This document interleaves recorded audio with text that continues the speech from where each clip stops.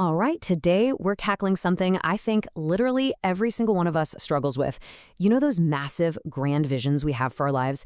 Building that successful business, getting into the best shape of your life, or just totally reinventing yourself. At first, you're super pumped, but then almost out of nowhere, those exact same ambitions end up completely paralyzing us. It's crazy, right? Well, today we're going to dig into the hidden mechanics of exactly why we get so stuck and, way more importantly, how we can finally break free. Have you ever noticed how ridiculously quick we are to just label ourselves as lazy? You miss a few days of work on a project and boom, you assume you're just lazy. But what if the reason you keep procrastinating isn't laziness at all? What if, honestly, it's because the goal you're chasing is just way too big in your head? Think about it. When your brain is staring down this gigantic dream full of uncertainty and endless decisions, it genuinely feels safer and easier to just hit snooze on the whole thing rather than try to figure out where on earth to start. So let's dive into part one, the problem with ambition. Look, ambition is a beautiful thing. It gives you this incredible vision for your life. But here's the catch. A massive vision without a dead simple execution plan, it leaves you frozen. Just imagine, you decide, hey, I'm going to start a business. Before you even take step one, your brain floods you with everything at once. You're stressing about the product, the target market, building a brand, researching the competition, designing the website, figuring out the finances, the overall strategy, and bam, you are completely, utterly overwhelmed. You're not actually avoiding the dream. You're just paralyzed by the sheer weight of what that dream seems to demand. You don't see one simple step anymore. You see a terrifying mountain of 100 steps. And it's the exact same story with our personal goals too. Say someone decides they want to run a marathon. Amazing goal, right? But instead of just focusing on today's 20-minute jog, their brain gets trapped in the sheer scale of the whole thing. They're thinking about months of grueling prep, tracking every calorie, buying the right gear, scheduling ice baths, and running literally thousands of miles. The goal suddenly feels so impossibly huge that just lacing up your shoes today feels kind of pointless. So what happens? You keep researching, you keep watching YouTube videos about running, searching for that perfect strategy, but you don't actually leave the house. Which brings us to part two, the motivation trap. Okay, so many of us think the cure to feeling stuck is just finding more motivation. We wait for that lightning bolt, that perfect emotional high to start working. And yeah, motivation feels amazing. You wake up buzzing with energy, completely convinced you're going to turn your entire life around by Friday. But here's the reality check. Motivation is insanely unstable. It's totally dependent on your mood, and it vanishes as quickly as it appears. If taking action depends on feeling motivated, your progress is going to look like a wildly unpredictable roller coaster. What you actually need is purpose, a rock-solid, stable reason why you're doing this. Because when that initial excitement fades, and it always does, your purpose is the only thing left standing. All right, let's move on to part three, the power of small steps. The honest truth is even the strongest purpose in the world won't save you if you're still dragging around that massive, overwhelming goal. We have got to shrink the goal down until taking action becomes almost impossible not to do. Instead of endlessly agonizing over how you're going to finish the entire project, just ask yourself one very simple question. What is the very next physical action?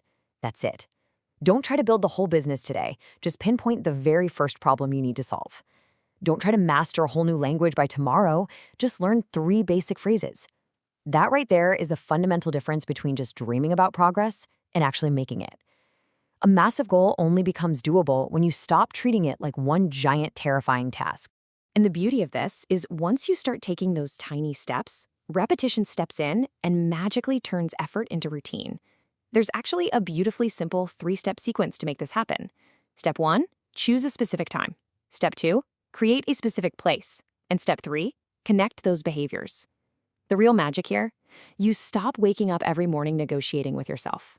You don't have to ask, do I really feel like doing the work today? You just follow the sequence. The less mental energy you spend debating with yourself, the vastly easier it becomes to just stay consistent. Next up is part 4, protecting your attention. Now, you can have the absolute best, most meaningful intentions on the planet, but if your focus is constantly getting hijacked, none of it matters. We have all lived through this exact scenario, right? Minute 1, a little notification dings. Minute 2, you think, I'll just do a quick check. Minute 5, you're opening social media, just for a second. And by minute 30, the time is completely gone. Poof. But the real tragedy isn't just those lost 30 minutes, it's that you are literally training your brain to abandon deep, meaningful work the exact second something shiny and stimulating pops up on your screen. So how on earth do we fix this? Well, you have to engineer your environment so it works for you, not against you. And it really just boils down to two simple shifts. First, make your desired behaviors easier. Set up a clean, dedicated workspace and actually tell the people around you, hey, I need an hour of uninterrupted time. Second, you have to make distractions harder. Put your phone in a totally different room. Turn off every single non-essential notification. If you want to do work that actually matters in a world that is deeply distracted, you have to violently protect your attention. Which leads us nicely into part 5, rewarding the process.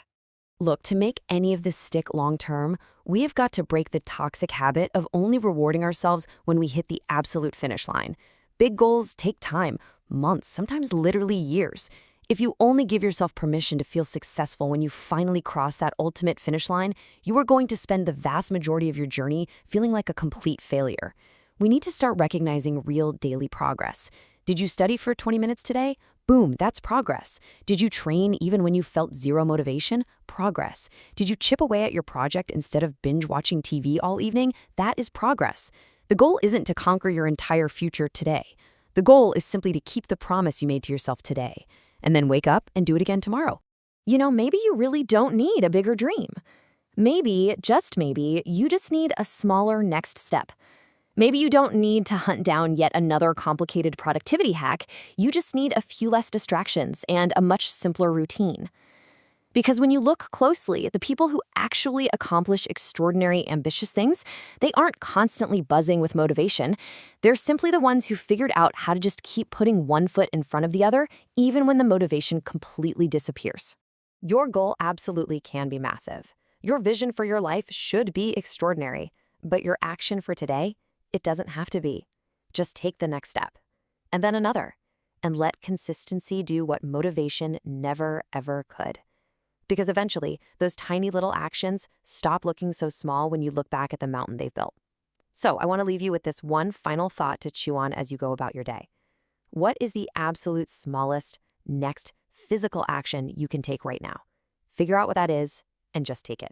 See you next time.